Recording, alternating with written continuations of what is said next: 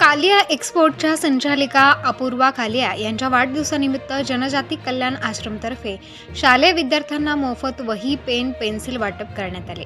पेठ तालुक्यातील काळुणी जिल्हा परिषद शाळा, आजदनपाडा, डुकरभोजी, महाविहीर या जिल्हा परिषद शाळेच्या विद्यार्थ्यांना जनजाती कल्याण आश्रमचे तालुका प्रमुख कैलास गारे व दीपक दरोडे यांच्या सहकार्याने विद्यार्थ्यांना मोफत वह्या, पेन, पेन्सिल वाटप करण्यात आले। या कार्यक्रमावेळी माळेगाव उपसरपंच मुकुंदा राऊत, दौलत देशमुख, धर्मराज चौधरी, रघुनाथ राऊत, यमुना कुंवर, हिराबाई देशमुख, प्राथमिक शिक्षक निरंजन जाधव, शिक्षिका पार्वता गावित तसेच गावातील ग्रामस्थ उपस्थित होते। प्रबंधभूमी महाराष्ट्रासाठी मनोहर भोये।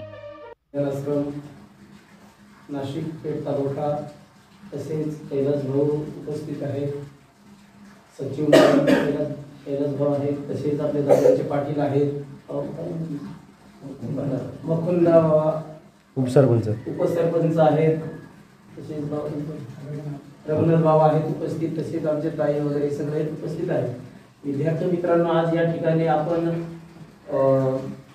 जे आपण वही आणि पेन्सिल आणि शार्पनर या माध्यमातून आज तुम्हाला जे देणार आहात, कारण आपण कशासाठी देतोय का त्याच्यावर काहीतरी अभ्यासक्रम चांगला लिहावा, चांगलं वाचता यावं, चांगलं लिहिता यावं, हे मॅडम तर शिकवतातच तुम्हाला।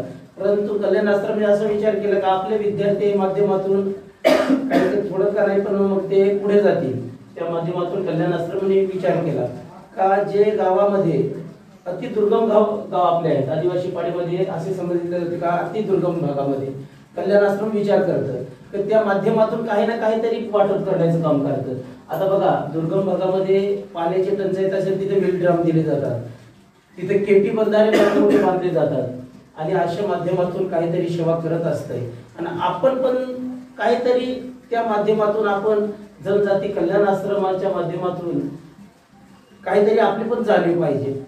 त्याच्यामुळे आज या ठिकाणी पेन, पेन्सिल आणि शार्पनर या माध्यमातून आपण विद्यार्थ्यांचं वाटप आज ते वही, पेन देणार आहेत आणि मॅडम त्यांच्यासाठी गावात